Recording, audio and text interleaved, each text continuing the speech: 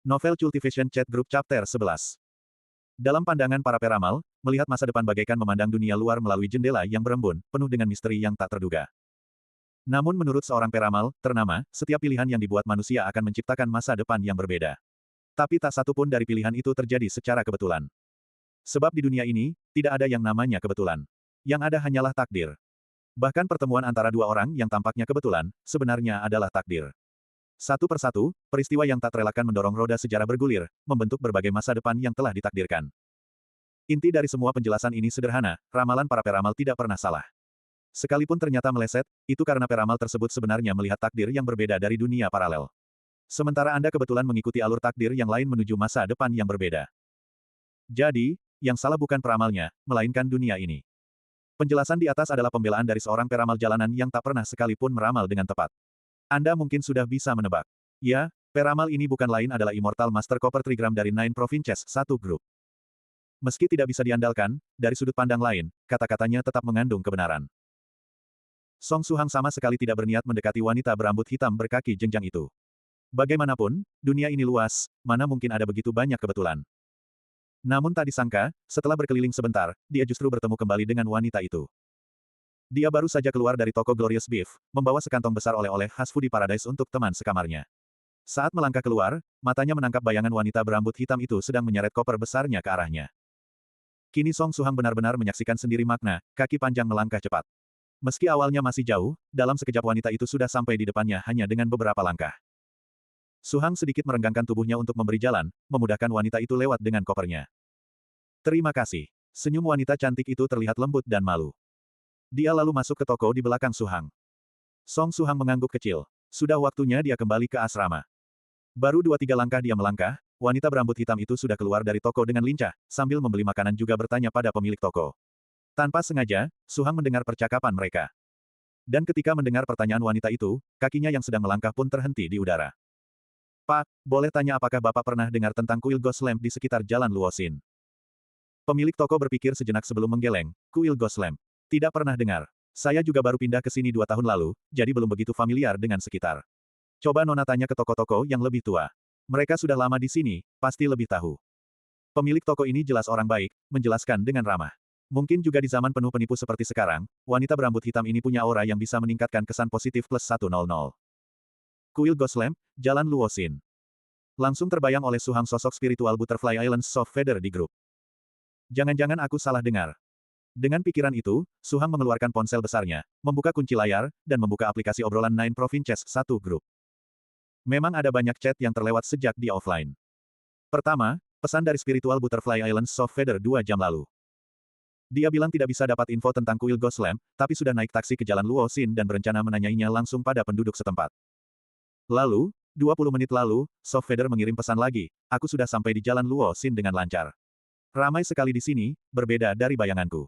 Ternyata ini jalan makanan, banyak sekali jajanan enak. Terlihat dia sedang senang. Pertama, perjalanannya lancar ke Jalan Luoxin. Kedua, tempat ini penuh makanan enak. Dari Bandara Jiangnan, butuh sekitar 2 jam perjalanan. Lalu ada Jalan Luoxin yang penuh makanan enak. Song Suhang mengusap wajahnya. Dari Bandara Jiangnan, bahkan dengan mobil balap sekalipun, mustahil sampai ke kota J dalam 2 jam, bukan? Berdasarkan lama perjalanan taksi dan deskripsi tujuan Soft Feather, 80-90% kemungkinan dia salah alamat.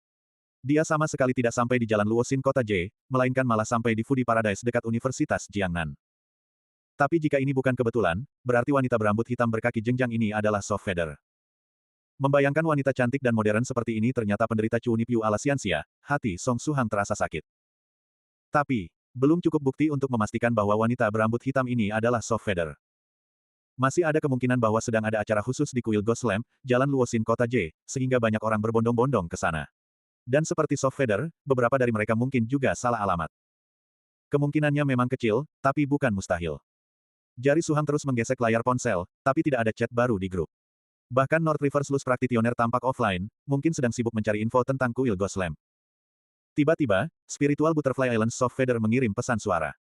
Tanpa pikir panjang, Suhang membukanya. Dengan wajah lesu, Soft Feather menyeret kopernya keluar toko, kecewa. Ini sudah toko ke-12 yang dia datangi. Saran pemilik toko tadi bagus, tapi baik toko tua maupun baru yang dia tanya, tak satu pun yang tahu tentang kuil Ghost Lamp. Dia menghela napas, mengambil ponselnya, membuka aplikasi obrolan, dan membuka jendela chat Nine Provinces 1 grup. Masih belum ada kabar dari senior North River Sleuth Practitioner yang sangat dia andalkan. Karena tidak praktis mengetik dengan satu tangan, dia menggunakan fitur pesan suara. Senior North River, ada kabar tentang kuil Ghostlamp. Aku sudah tanya banyak toko di Jalan Luosin, tapi tak satu orang pun yang tahu. Tolong balas ya, senior. Begitu jarinya dilepas, pesan suara terkirim. Dia menyimpan ponselnya. Sebelum ada kabar dari North River Sleuth Practitioner, dia harus terus menanyainya ke toko-toko di Jalan Luosin. Dia tidak boleh menyerah. Di depan toko, Soft Feather melihat pemuda yang tadi memberi jalan masih berdiri di pinggir, asyik mengetik dan menggesek layar ponsel. Soft Feather tidak menghiraukannya dan terus berjalan. Tepat saat itu, dari ponsel pemuda itu terdengar suara yang sangat familiar baginya. Senior North River, ada kabar tentang kuil Ghostlamp. Aku sudah tanya banyak toko di Jalan Luosin, tapi tak satu orang pun yang tahu. Tolong balas ya, senior. Ini, bukankah ini suaraku? Lagi pula, ini pesan suara yang baru saja dia kirim. Soft Feather tertegun sejenak, lalu perasaan bahagia yang tak terkira menggelegak di hatinya. Pemuda di depannya ini ternyata seorang senior dari Nine Provinces 1 grup. Soft Feather yang tadinya tersesat dan putus asa akan menemukan secercah harapan. Hanya dengan 3 langkah, dia sudah berada di samping senior yang tampak seperti pemuda itu. Song Suhang baru saja memutar pesan suara Soft Feather. Suaranya yang lembut memang enak didengar. Tiba-tiba, dia merasa ada yang mendekat dari belakang. Diiringi semilir angin harum, samar-samar tercium aroma bunga, atau mungkin wangi alami wanita.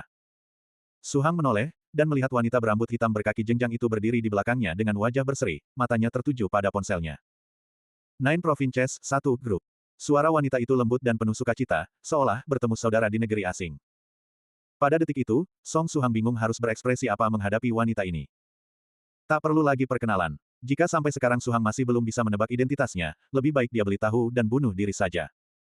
Spiritual Butterfly Island Soft Feather. Suara Suhang terdengar kaku dan canggung. Iya, ini aku. Boleh tahu nama Dao Senior? Soft Feather akhirnya tenang, dan mulai mengamati, senior, ini dengan saksama. Seingatnya, selain Suklen Sah Siliu yang mengalami tribulasi kemarin, semua member Nine Provinces 1 grup adalah seniornya. Senior di depannya ini tampak seperti pemuda 18-19 tahun, tapi pasti itu bukan usia aslinya, kan? Tingginya sekitar 175 cm, dengan wajah yang ramah dan memberi kesan mudah didekati. Selain itu, dia tidak bisa merasakan tingkat kultivasi senior ini. Sepertinya senior ini telah sepenuhnya menyembunyikan auranya. Saat berdiri di depannya, dia menyatu sempurna dengan dunia orang biasa. Ini sudah mencapai tingkat, kembali ke alam, bukan? Begitu pikir Soft Feather. Senior, panggilan ini membuat hati Song Suhang agak perih.